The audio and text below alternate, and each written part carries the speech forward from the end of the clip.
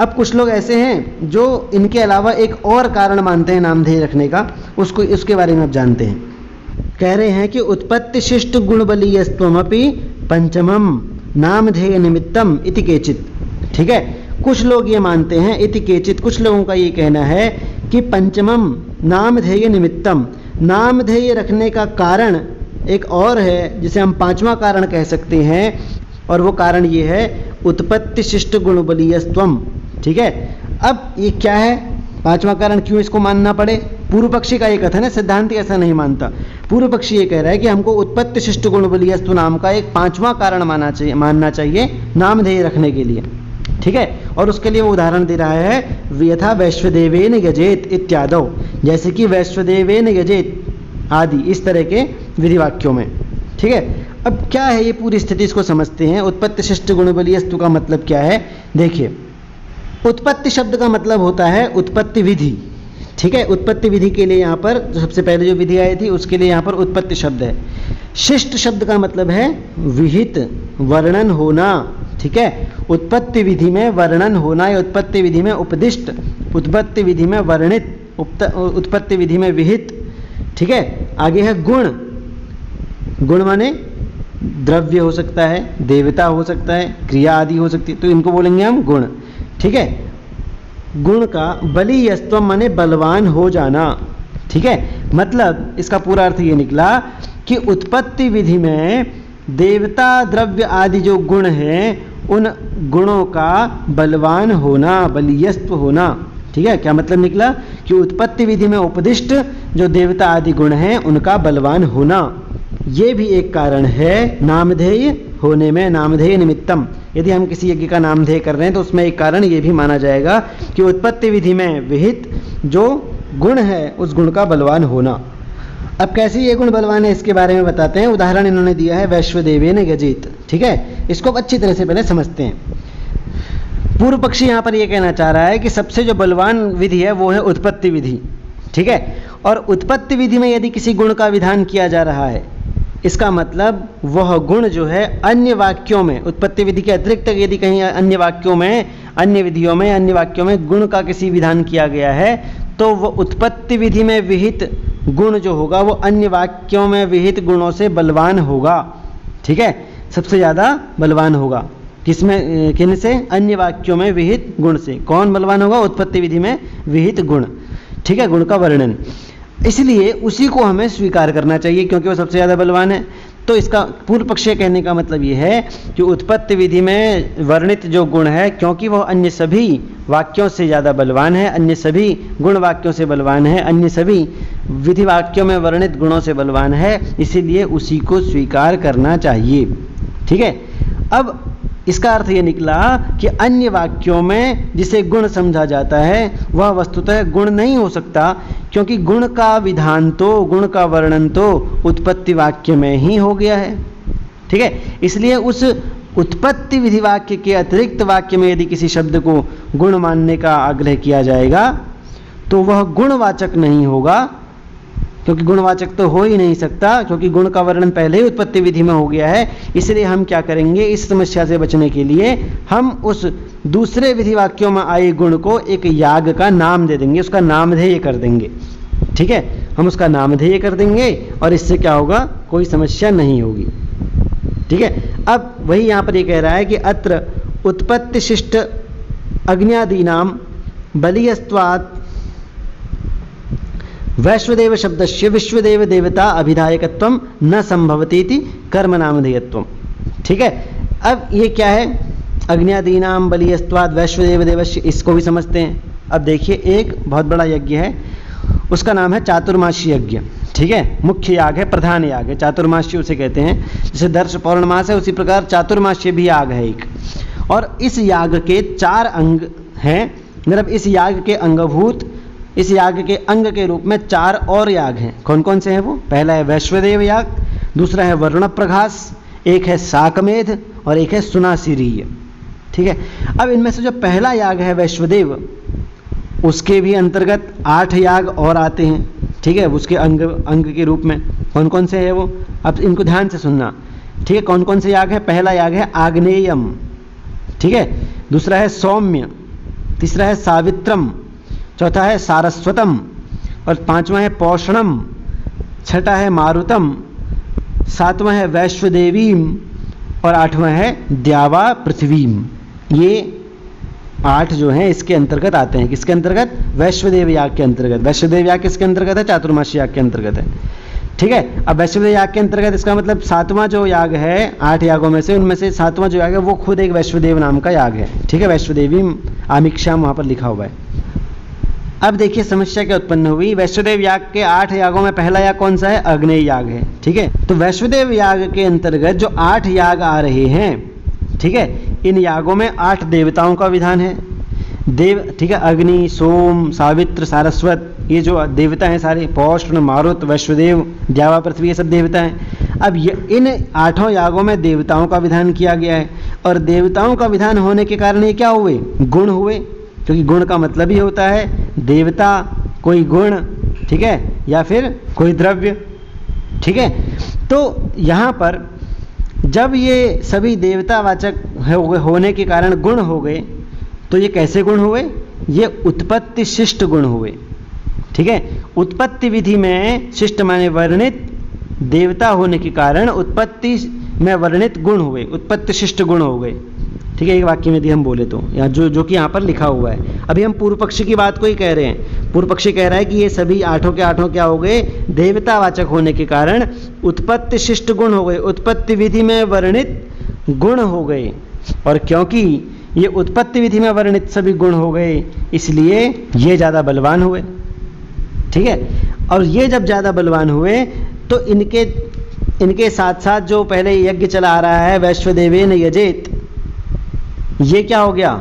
ये निर्बल हो गया, क्योंकि उत्पत्ति विधि में वर्णित देवता ज़्यादा बलवान होते हैं।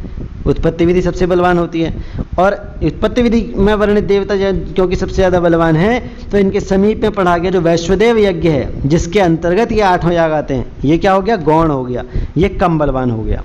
और ये 8 यज्ञ आते ही इस वैश्वदेव यज्ञ के अंतर्गत हैं, और वैश्वदेव यज्ञ गौण हो गया। उसके अंतर्गत आने वाले जब जो वो सभी याग हैं वो जब मुख्य हो गए, प्रधान हो गए, बलवान हो गए, तो ये समस्या उत्पन्न हो गई। तो इसका एक छोटा सा निदान ये है कि हम इस वैश्वदेवेन, इस यहाँ पर इस वैश्वदेवेन पद को इस उत्पत्ति शिष्ट गुण बलियस्तु न हो जाए, इसके कारण हम इसको एक नामधेय कर देते हैं। इसका एक याग का नाम ही वैश्वदेव रख देते हैं, और इससे क्या होगा? ये समस्या उत्पन्न नहीं होगी। ठीक है, ये पूर्व पक्षी का कहने का मतलब है। ठीक है, अत्र उत्पत्ति शिष्टाग्नि आदि नाम, उत्पत्ति में वर्णित, उत्पत्ति विधि में वर्णित अग्नि आदि जो देवता हैं उनके बलवान होने के कारण वैश्वदेव शब्द से, वैश्वदेव शब्द जो आ रहा है वैश्वदेव यजेत में, विश्वदेव देवता अभिधायकत्व न संभवति। यदि हम इसको एक नामधेय नहीं मानेंगे वैश्वदेव शब्द को, तो इसमें विश्वदेव देवता का विधान नहीं हो पाएगा। क्यों? क्योंकि देवता का विधान पहले ही उन 8 विधियों में हो चुका है। ठीक है, इसलिए हम क्या करेंगे? इसको एक नामधेय दे देंगे, और नामधेय होने के कारण ये समस्या उत्पन्न नहीं होगी। तो इसका सबसे ज़्यादा एक सॉल्यूशन क्या है? यही है कि हम इसको एक कर्म नामधेय कर दें, एक कर्म माने एक याग का नामधेय बना दें, नाम रख दें, तो ये समस्या समाप्त हो जाएगी। तो इस तरह से नामधेय करने में एक अन्य कारण है, वो है उत्पत्ति शिष्ट गुण बलियस्तु। ठीक है, उत्पत्ति में वर्णित गुण का बलवान होना, गुण माने द्रव्य देवता आदि, शिष्ट माने वर्णित होना, उत्पत्ति माने उत्पत्ति विधि में। तो ये पूर्व पक्षी ने अपने पक्ष को स्थापित किया। अब सिद्धांती जो है, मीमांसक जो है, वो ऐसा नहीं मानता। वो ये तो मानता है कि वैश्वदेवेन यजेत में वैश्वदेव जो पद है वो नामधेय है, वो एक याग का नाम है, लेकिन इस नामधेय का कारण हम उत्पत्ति शिष्ट गुण बलियस्तु माने, ये नहीं हो सकता। ये 5वां कारण हम नहीं मानेंगे, बल्कि यहाँ पर इस वैश्वदेवेन यजेत में वैश्वदेव का नामधेय करने का कारण कुछ और है। वो कारण क्या है? मीमांसक कहता है कि वस्तुतः हेतु तत्प्रख्य शास्त्राद एव अश्य कर्म नामधेयत्वम, कि तत्प्रख्य शास्त्र के द्वारा ही हमने इस वैश्वदेवेन यजेत में वैश्वदेव का कर्म नामधेय किया है। कर्म नामधेय, कर्म माने याग, एक याग का नामधेय रखा है। अब तत्प्रख्य शास्त्र में क्या होता है? तत्प्रख्य शास्त्र के बारे में हमने अभी पढ़ा था। उसका लक्षण ये था कि तस्य गुणस्य प्रख्यापकस्य शास्त्रस्य विद्यमानत्वात्, मतलब उस गुण के प्रख्यापक, मतलब उस गुण की प्राप्ति कराने वाले शास्त्र के विद्यमान होने के कारण हम जो है इसका नामधेय करेंगे। ठीक है, हम इसका नाम रखेंगे। ठीक है। जैसे वहाँ पर अग्निहोत्रम जुहोति एक ये पद था, और इसमें ये आया था कि हम अग्निहोत्रम को गुण क्यों न मान लें, क्योंकि वो एक देवता का वाचक है।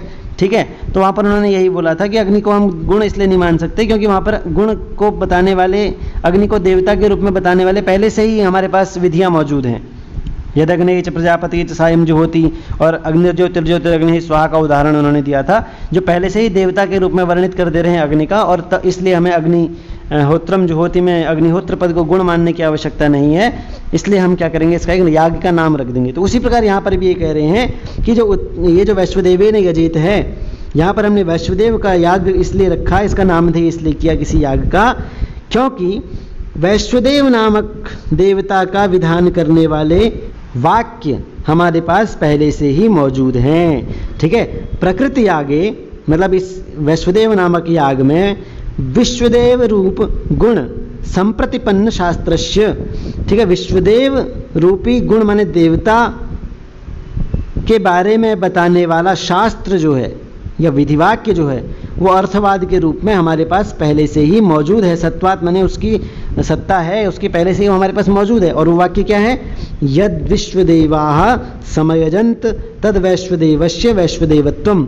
इस वाक्य के द्वारा गुण के रूप में वैश्वदेव देवता जो है वो पहले से ही हमारे पास मौजूद है।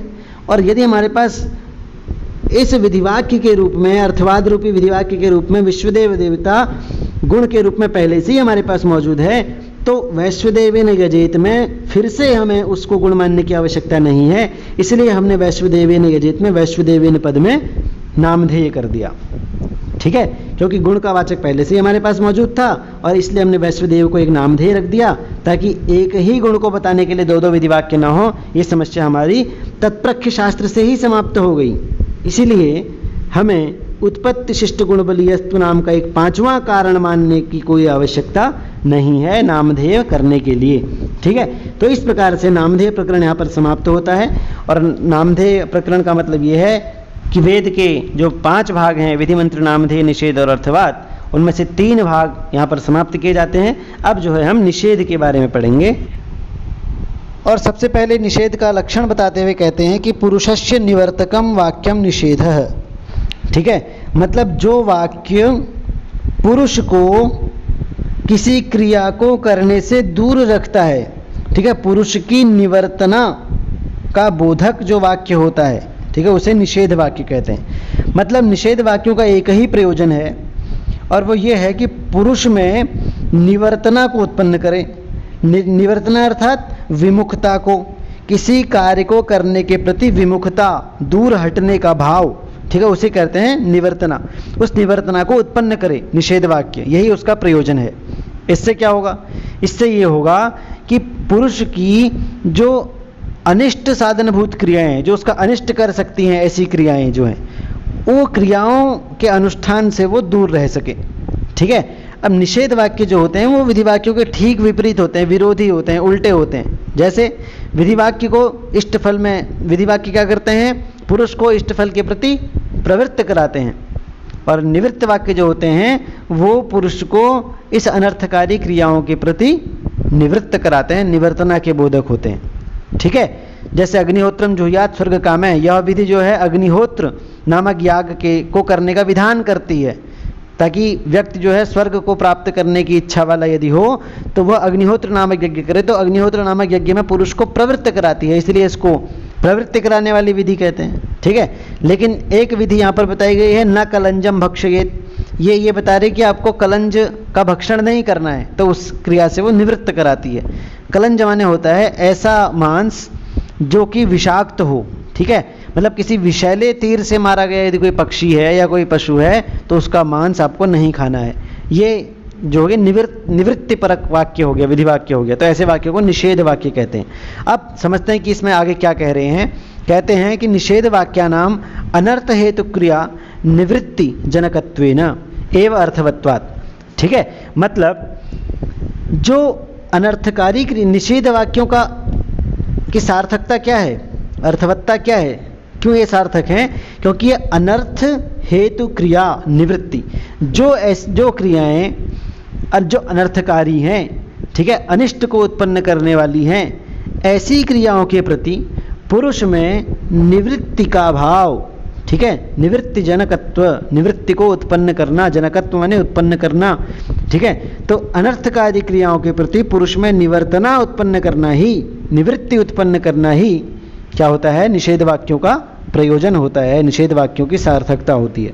और अच्छी तरह इसको बताते हैं, कह रहे हैं तथा ही यथा विधि प्रवर्तनाम प्रतिपादयन स्वर्ग प्रवर्तकत्व निर्वाहार्थम विधेयस्य यागादेह इष्ट साधनत्वम आक्षिपन पुरुषम तत्र प्रवर्तयति, कि जिस प्रकार से जो विधि वाक्य होते हैं वे प्रवर्तना को, प्रवृत्ति को उत्पन्न कराते हुए, ठीक है, मनुष्य में प्रवृत्ति को उत्पन्न कराते हुए अपने प्रवर्तक होने की सार्थकता को निभाते हुए उस विधेय जो किए जाने वाले जो याग है, जो याग अनुष्ठान है, उस याग आदि में इष्ट साधन, इष्ट को प्राप्त करने के लिए, अपनी कामना को पूर्ति करने के लिए जो साधन याग है, उस याग का आक्षेपण माने आक्षेप करते हैं और पुरुष को तत्र प्रवर्तयति, वहाँ पर प्रवर्तित करते हैं। पुरुष को उस याग क्रिया के प्रति जो कि उसके इष्ट की साधना, इष्ट की कामना को पूर्ण करने वाला हो, उस याग के प्रति पुरुष को प्रवर्तित करते हैं। कौन? विधिवाक्य, जो कि प्रवर्तित करने वाले होते हैं। उसी प्रकार तथा न कलंजम भक्षयेत, यह एक विधि वाक्य है। ये वाक्य भी निषेधो अपि निवर्तनाम प्रतिपादयन, ये निषेध वाक्य भी निवृत्ति को प्रतिपादित करता हुआ स्वनिवर्तकत्व निर्वाहार्थम, अपने निवृत्ति करने रूपी सार्थकता को, अपने निवृत्ति करने रूपी सार्थकता का निर्वाह करते हुए निषेध्यस्य कलंज भक्षणस्य, जो कलंज का भक्षण है उसका निषेध करता है और इस तरह से क्या करता है, पर अनिष्ट साधनत्व आक्षेपण। क्यों? क्योंकि उससे दूसरे का अनिष्ट हो सकता है।